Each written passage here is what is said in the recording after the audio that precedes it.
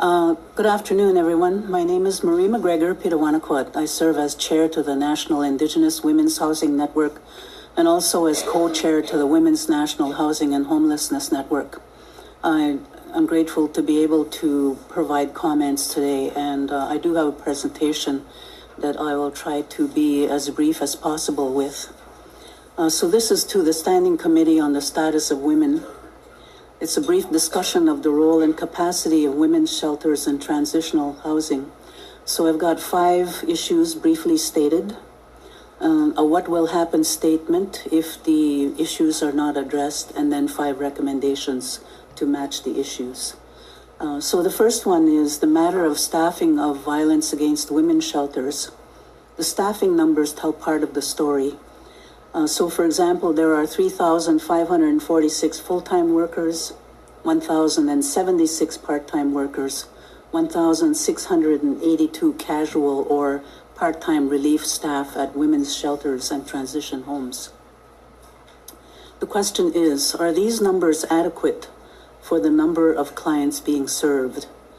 In addition, some of the issues include staff fatigue, high turnover, and recruitment challenges are some of the issues facing the staffing and human resources at shelters and transition homes.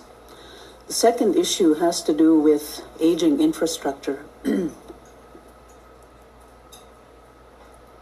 A survey in 2025 asked 618 violence against women shelter staff to participate in a national survey.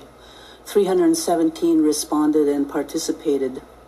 When asked about the condition of the buildings and infrastructure, 45% of the respondents indicated that major repairs were needed with costs of more than $40,000.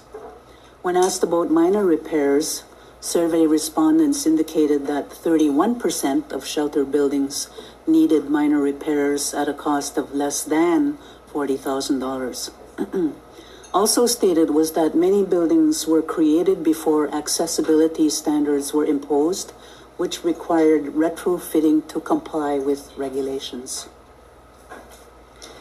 The third issue is the housing crisis and deep affordability, and these are reflected in shelters and transition homes having to turn away survivors after reaching capacity in the shelter or transition home.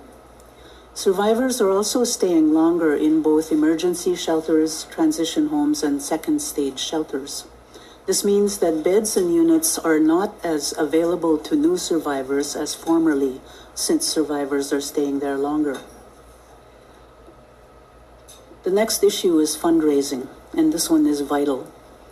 And in quotes, the need to raise funds for core operational costs is almost universal, unquote. So fundraising is conducted to cover renovations at 71%, technology at 51%, transportation at 50%, office administration 44%, salaries 47%, safety and security 36%, utilities 31%, and rent or mortgage 19%.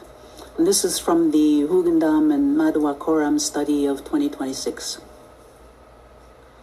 The next issue is what I'd call multifaceted needs.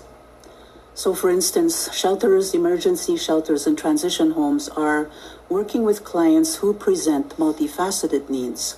Some clients have histories of sexual exploitation, trafficking, forced marriage, and family violence.